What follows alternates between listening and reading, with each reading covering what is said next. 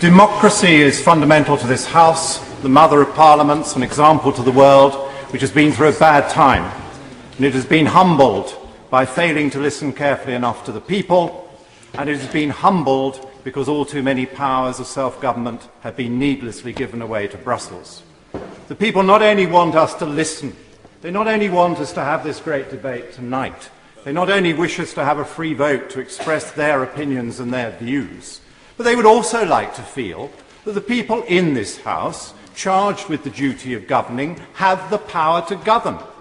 They believe that the government should come here and answer to us. We should hold them to account from all sides of the House of Commons. And if they do a good job, the public reward them in a general election. And if they do a bad job, they sack them.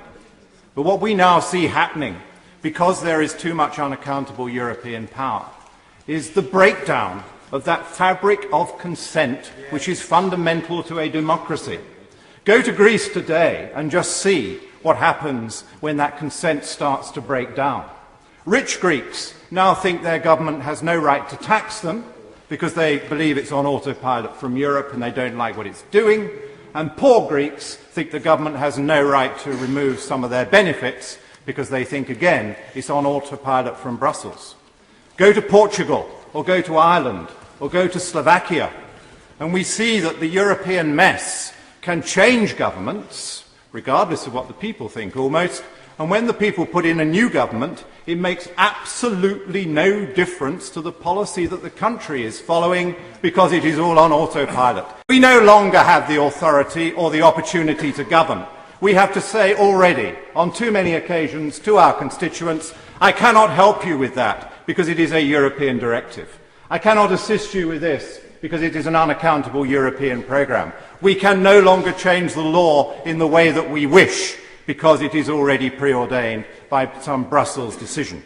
This House was great when every law that applied to the British people was fought over in this chamber and in committee and satisfied the needs of the majority. This House was great when the public knew that when they had had enough of rotten government, they could change not just the people, but also the policies they were following.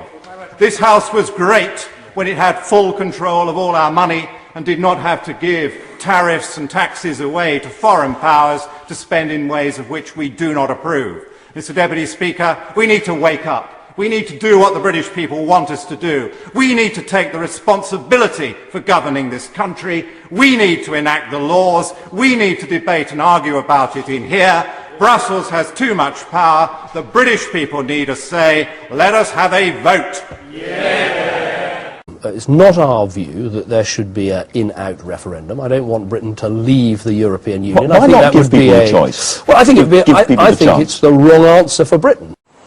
The rebels tried, but they failed, because the political elite, the three-party leaders, got together to make sure that you could not have a referendum. They shouldn't be forgiven for behaving like this, and my message to you today is if you are voting Lib Dem, Labour or Conservative, but you believe that Britain should be a free self-governing country, give them up, come and support us, come and join UKIP. We are your last chance.